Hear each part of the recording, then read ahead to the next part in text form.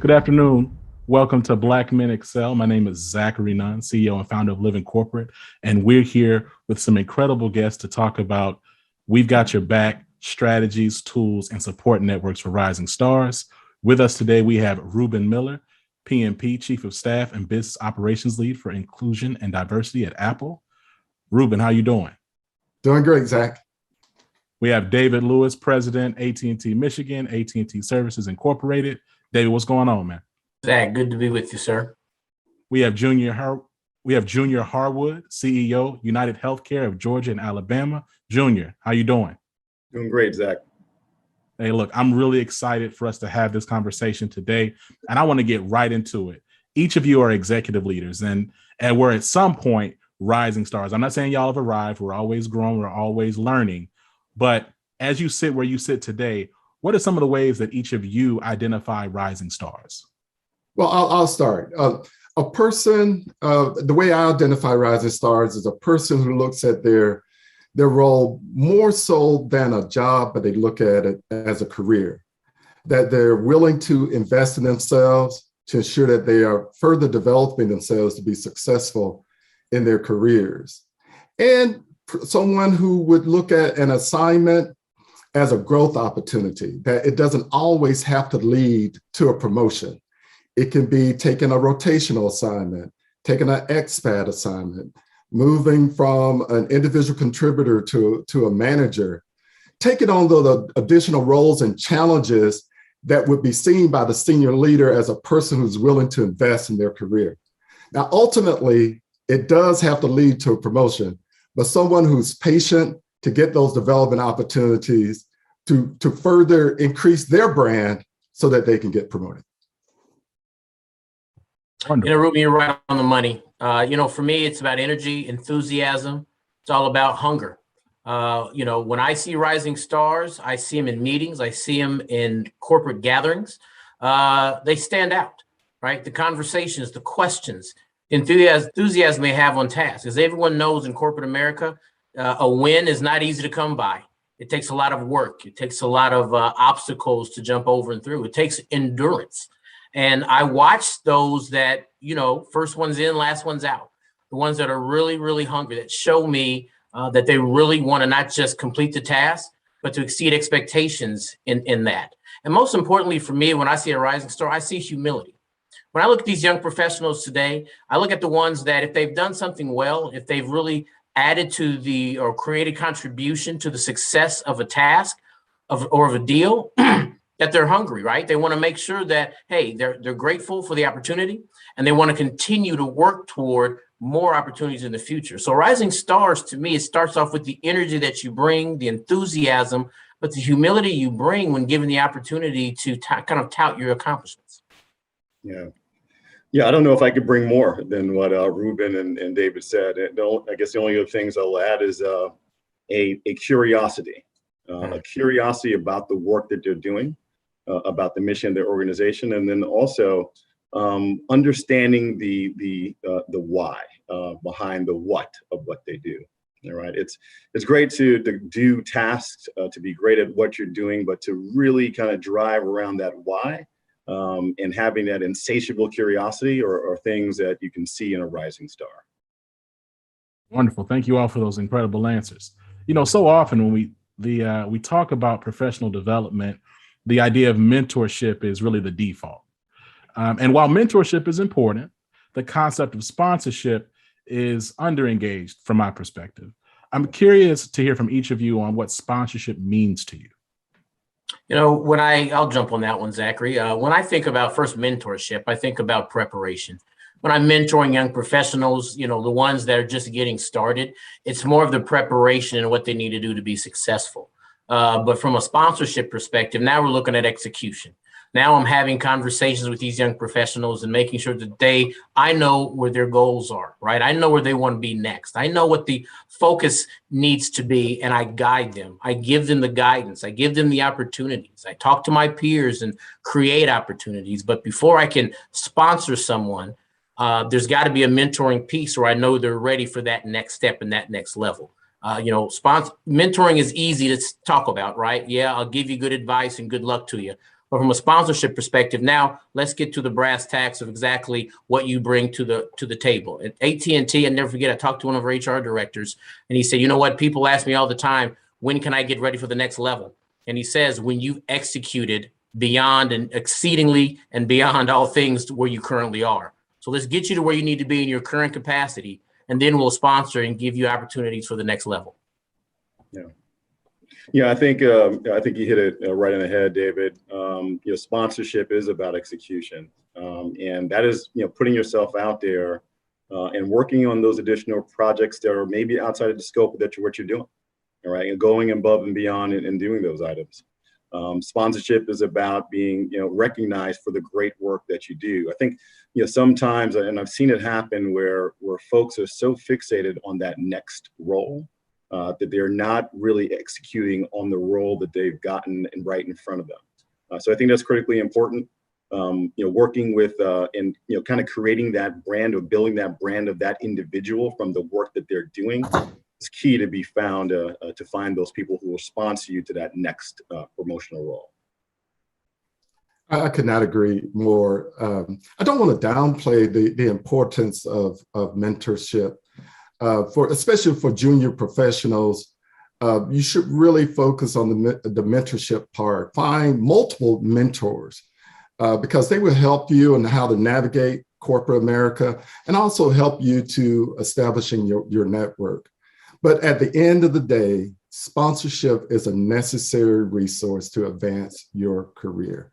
You need sponsors. Once you've established that body of work and you have that brand, you need to identify a sponsor to help propel you in your career. Wonderful. Thank you. As I think about sponsorship, it does involve an expenditure of political capital in the workplace, but that capital can be harder to come by for Black executives. I believe each of you can relate to that. I'm curious how each of you has expended your capital, and considering your Blackness, the calculus involved in expending that capital, particularly for other rising stars, if they are Black. Yeah, it is a difficult waters to tread through for sure. And I think we touched on a couple of different items, and it is kind of casting that net widely, and building out and kind of building out those places where you establish great relationships in more than one place. Of course, you want to make sure that you're doing the work and you've got the buy-in and the strength from your manager and building those relationships. What I was able to do is to build relationships throughout human resources as well, whether it be recruiters that were internal, building relationships with my human capital partner. I built relationships with the different matrix organizations leaders when we worked on projects and worked on projects together. I build relationships with folks in training and development. So I tried to cast a wide net to be able to kind of build that capital and use that capital in that way. So it was more than just the individuals in my immediate group that knew my capability. And when there were new folks coming on, I was the first one to raise my hand to kind of build them up, to mentor them, to train them. So as they're coming up, they see me automatically as a leader. So those are different ways that I try to cast that wide net in kind of building up that brand and kind of spending that capital, if you will. Right. Extending your capital for a sponsor is essentially that sponsor placing their brand on the line. And they're willing to put their brand behind your brand. And they believe in you, and they believe that you will be a future successful leader. At the end of the day, I see it as an obligation. It's an obligation to pay it forward. That if someone believes so much in you that they were willing to sponsor you, I believe I'm obligated to do the same to one or to several. So I think we should be unapologetic in how we sponsor people. We know that that's one of the ways to be successful and how to advance in your career, other than working hard and doing great work. Sponsorship, as I said before, is a necessary resource. Well, I tell you, it's hard coming after those two. Those are phenomenal answers, and I agree 100% with all of it. I will just say, for me, it is about being unapologetic. At the end of the day, I've been fortunate and blessed to be in the position I am. And when I see young executives come up that I know their next level could be where I am, or if not higher, I even mentor peers, sponsor peers to a degree. To Reuben's point, I've got to go out on a limb too. Right? If you're being safe, you're not helping, right? Mm-hmm. So for me, I look at different business units. I mentor and sponsor executives in different business units. I know their peers, I know their bosses because they're my peers, and I have conversations with them when we have calls. And we have a conversation. And I ask, what are you looking for the next level of leadership? What's taking place? I tell my those that I sponsor and mentor, I said, you know what? Be unapologetic with your own leadership. And ask, hey, what's next for me, right? Let them know that you have that ability, right? Not just me being active, but, giving them the courage and the confidence to be active and to have conversations with their leadership. But as it relates to my ability to help, I do use, just like Reuben says, and I'm unapologetic. You ask anybody, that's probably a synonym to my name. I ask for forgiveness and permission when it comes to talking to leadership, because at the end of the day, if I don't ask the question, who will? And if I can't ask on behalf of these young professionals, who will? And I've got to be unapologetic and very deliberate in finding those opportunities and making sure that I'm giving them the right guidance. If I don't know what their business unit leads are looking for, then how am I being helpful? So I've got to reach out, communicate, find out what they're looking for, and then I can be of more value to those professionals. These are great answers. Every time I talk to Black executives, they have at least one story or experience of how they have received sponsorship. So I'd love to give the panel time to share a story of how they've experienced sponsorship at least once in their career. Well, I'll start. I've had 3 sponsors in my lifetime, in my professional career. One of my first, I was working for a consumer foods company in the Midwest. I was in supply chain at the time.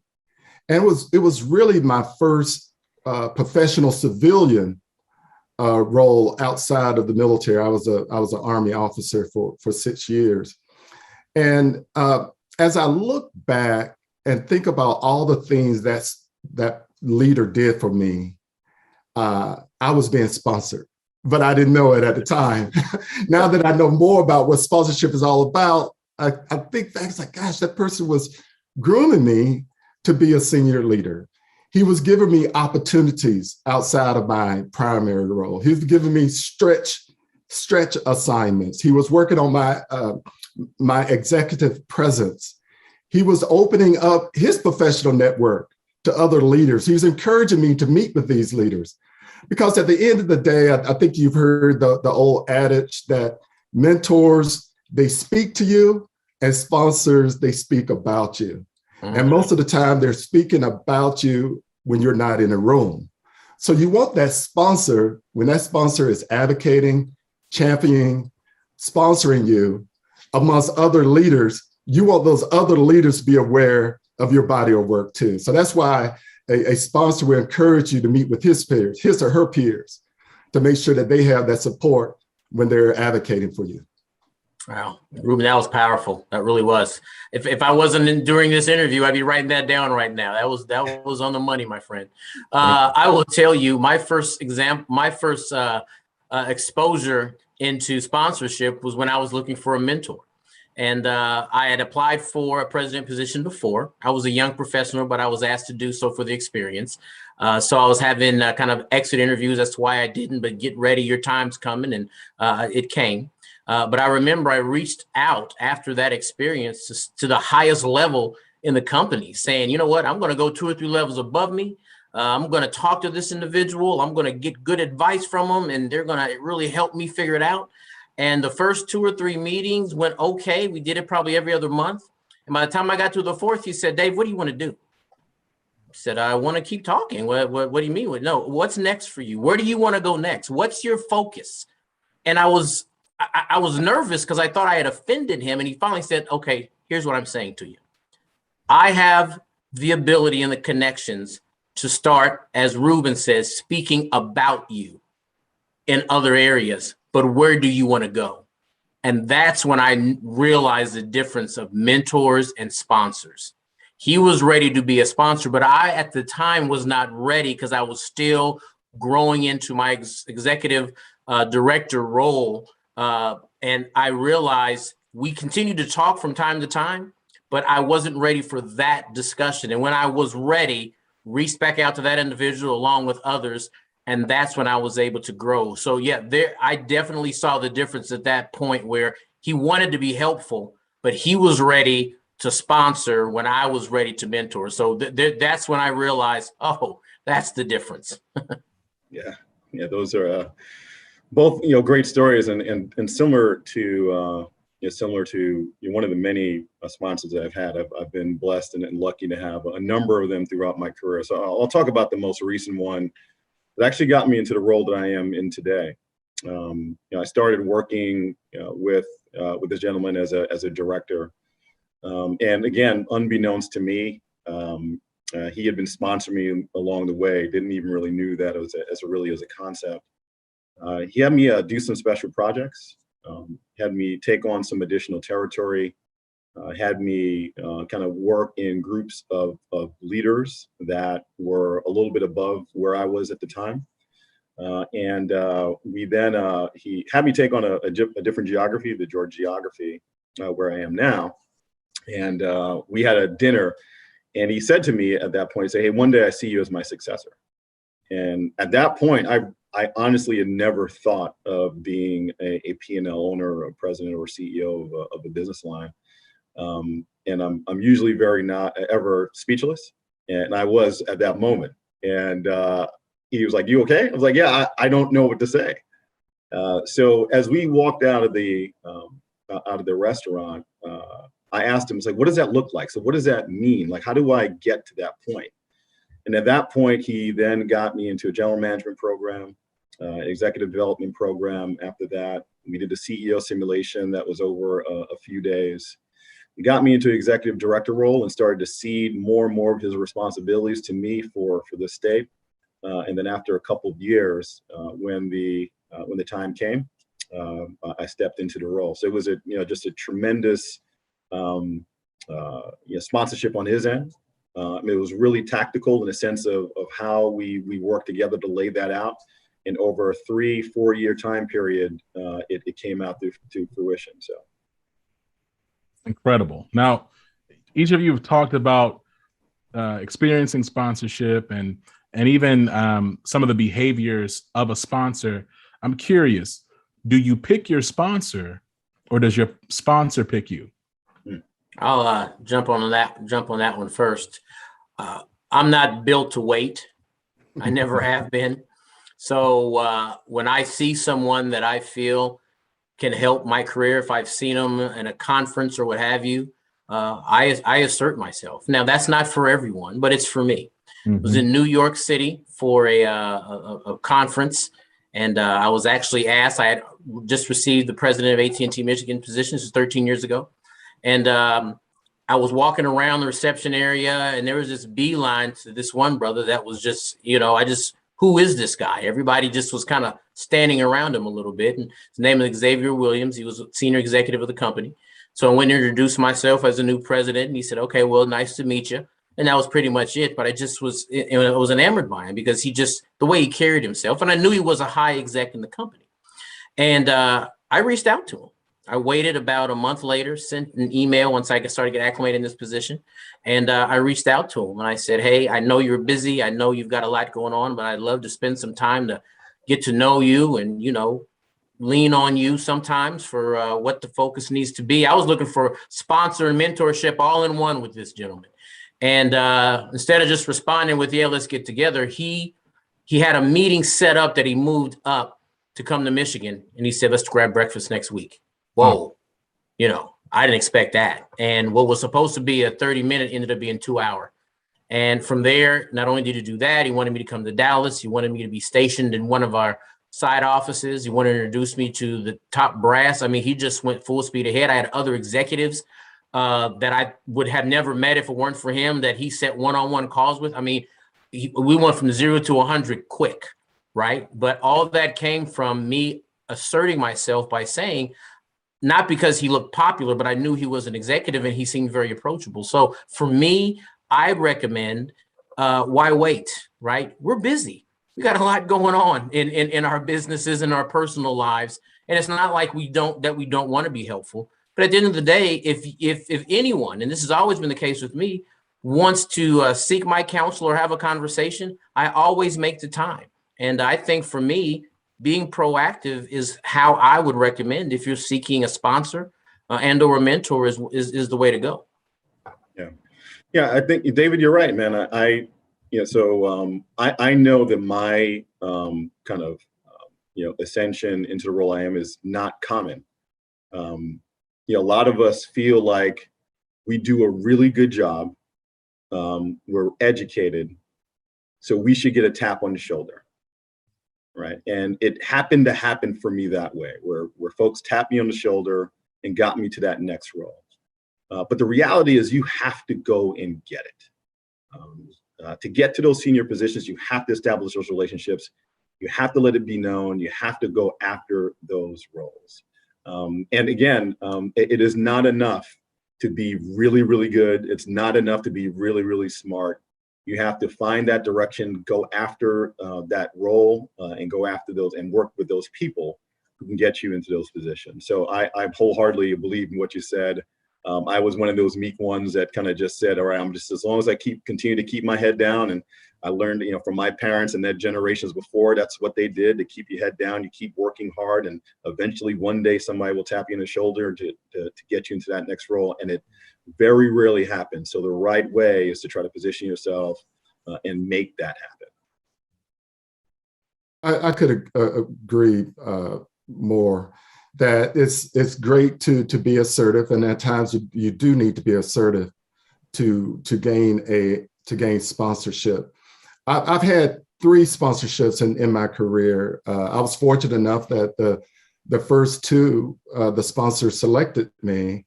The third one started off with a mentorship that it transitioned into a sponsorship. Again, that's why it's important to have mentorships, because those mentors can transition and convert into sponsorship.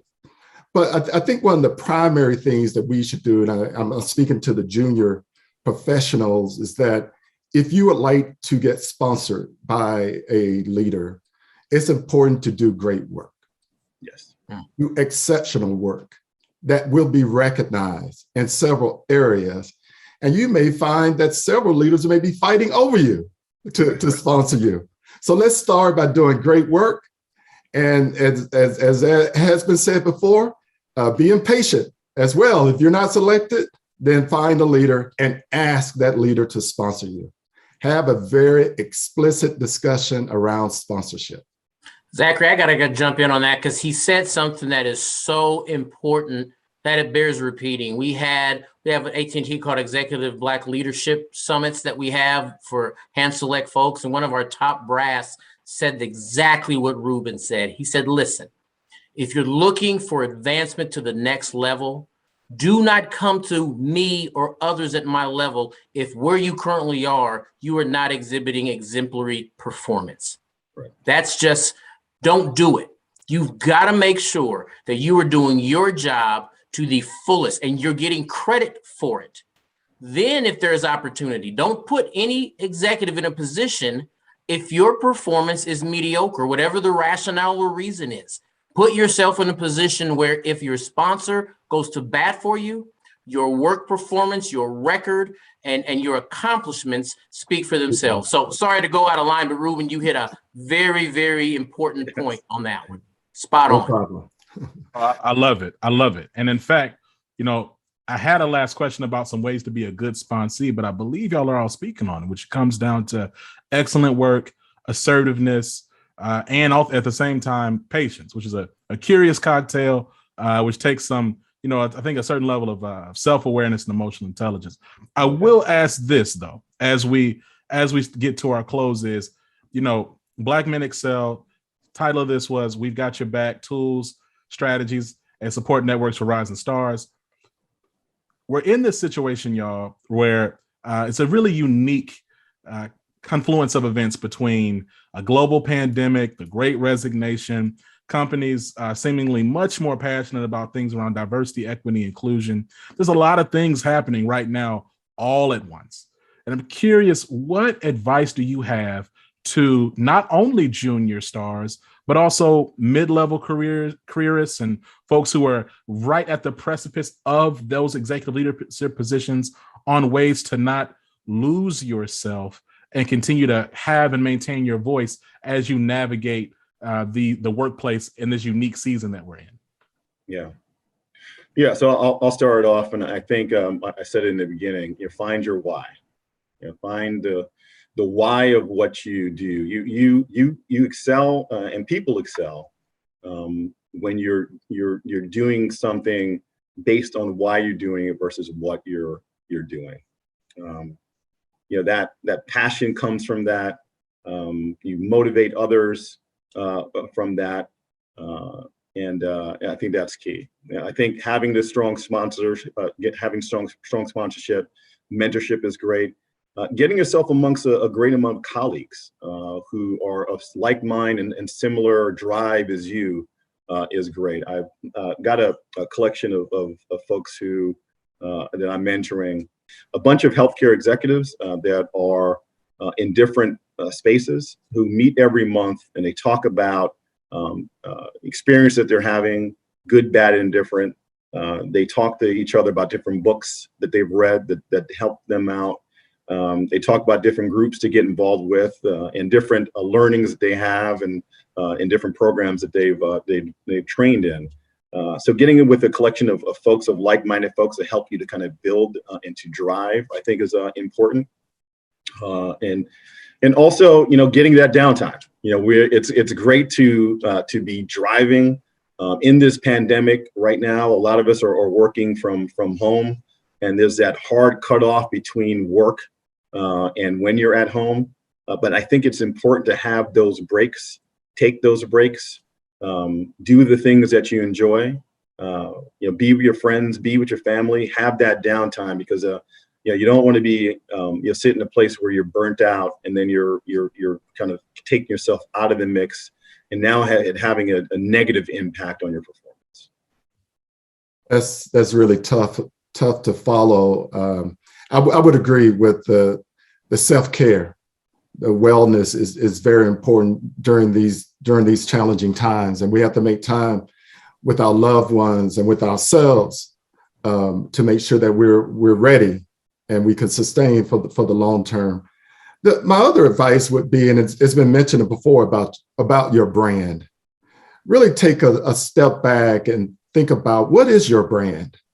What do you want to be known to know?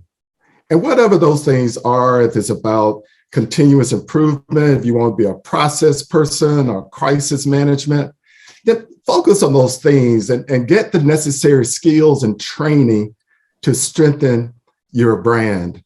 And lastly, I would say, and this has been commonly used and encouraged by senior leaders, is to establish a board of advisors. people who have shown a vested interest in you. They can be mentees, they can be proteges, they can be peers, of course, senior leaders, and of course, sponsors.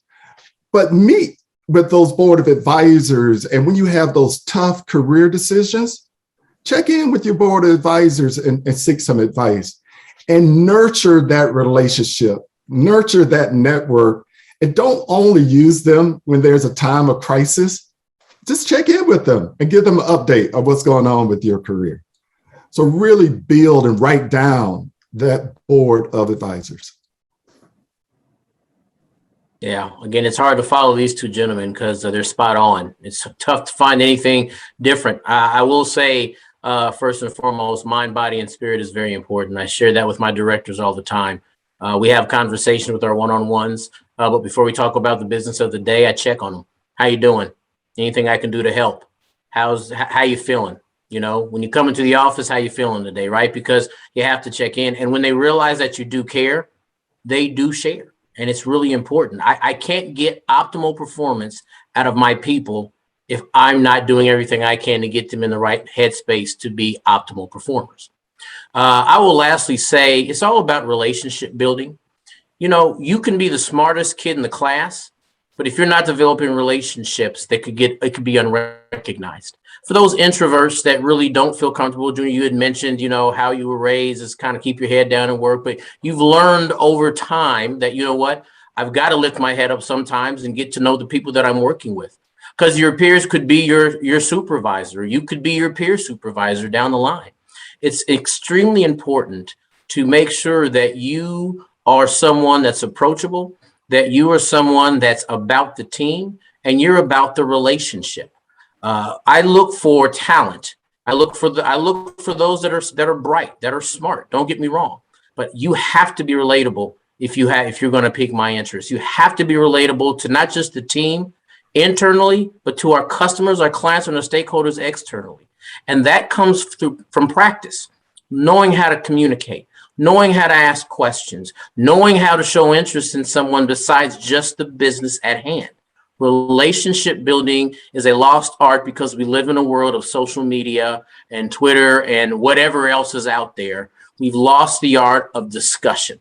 We've lost the art of engagement and the art of communication. And we got to get that back because that's the only way you as a professional can grow and provide the type of resource that your supervisor is looking for when hiring you to that next level. I love it. This has been incredible, y'all. I'm gonna tell you the truth. Like, I'm over here just like, wow, like gems all over the place. Reuben Miller, David Lewis, and Junior Harewood, thank you so much for this incredible conversation. Shout out to Black Enterprise and Black Men Excel. Thank you for joining us. We'll talk to you soon.